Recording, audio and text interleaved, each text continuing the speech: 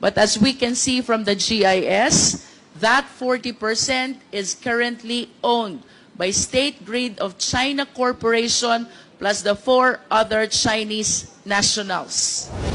Operational computer in Nanjing. Nanjing, China. There is such a thing as operational computer in Nanjing, which is connected to the server in the Philippines that can control.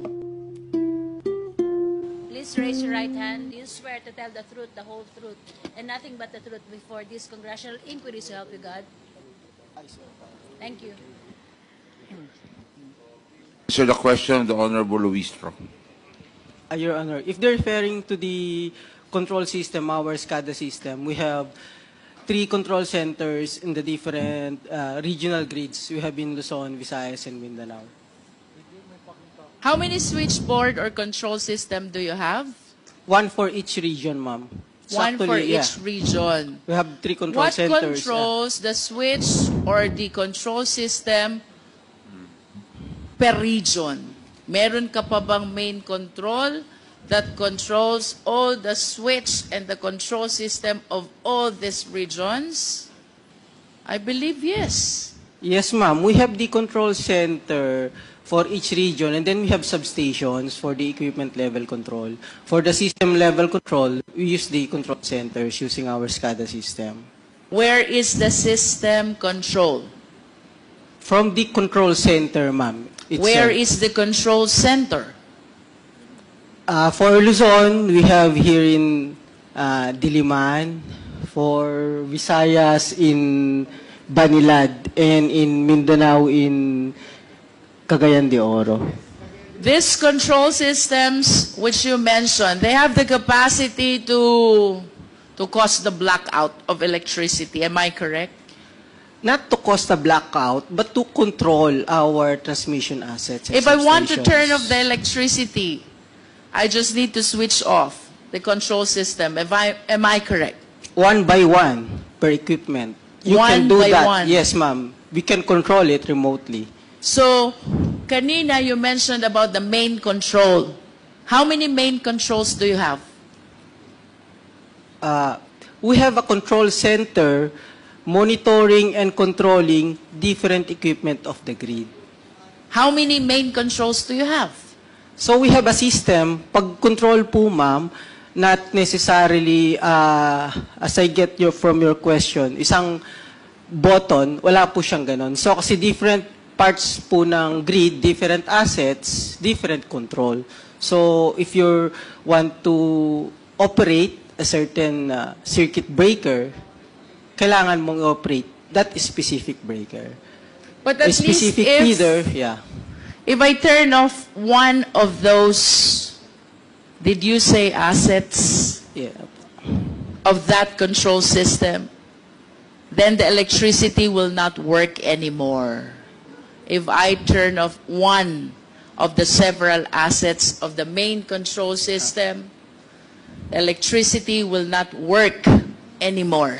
If you intentionally isolate a specific area, that specific area will not have electricity, will not have supply of power. For that specific area, associated to that equipment. To simplify, Mr. Chair, that main control that you are talking about is responsible to make the electricity available or otherwise. Yes, ma'am. Okay.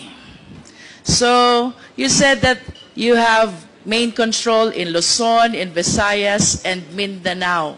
My next question is, what is this operational computer in Nanjing?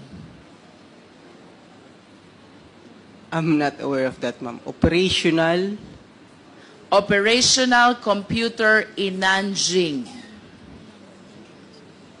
Nanjing, China, I believe. I'm not aware of that, ma'am. Well, based on reports, there is such a thing as operational computer in Nanjing, which is connected to the server in the Philippines that can control the availability of electricity in the country.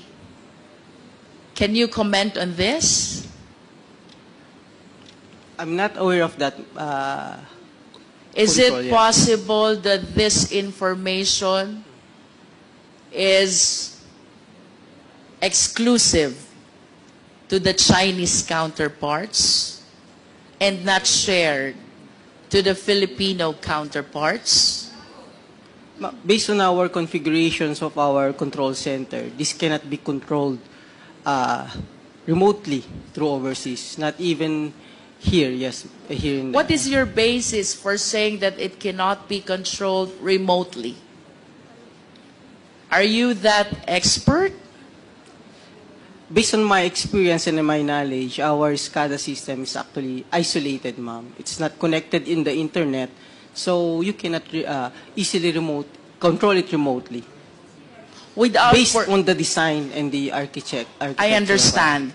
With all due respect, but considering that our IT infrastructure, tama ba, is provided by the Chinese counterpart, or should I say, a Chinese corporation, I humbly submit that no matter how knowledgeable Filipino citizens are, the one who created the system know more and know better than the one operating the same.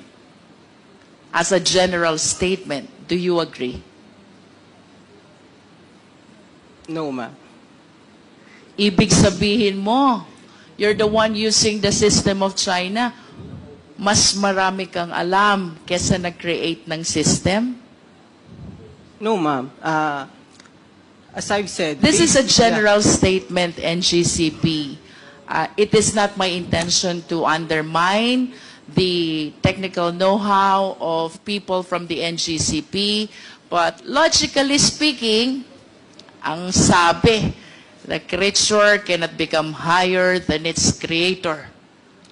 I believe that the one who created knows more and knows better about the system than the one using the system. Do you agree?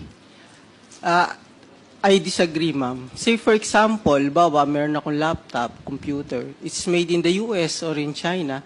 That does not mean the manufacturer can remotely use my device. Kung analogy po, ma'am, ang pinag-uusapan. No, I'm talking about the system as a whole, and considering its use, the use of the system, considering that they were the ones who created it, it is my humble submission that no matter how expert we are, the one who created knows better about the system. That is a manifestation. We respect your position. To continue, Mr. Chair. Mr. Chair, Mr. Chairman, Romy Ako. with the indulgence of the Honorable Luistro, because I'm interested in the point she was making a while ago. I did not get it clearly, yung sagot po ng resource person.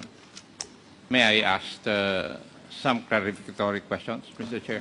If the Honorable Luistro will allow, Honorable Luistro, there were questions that he would like to ask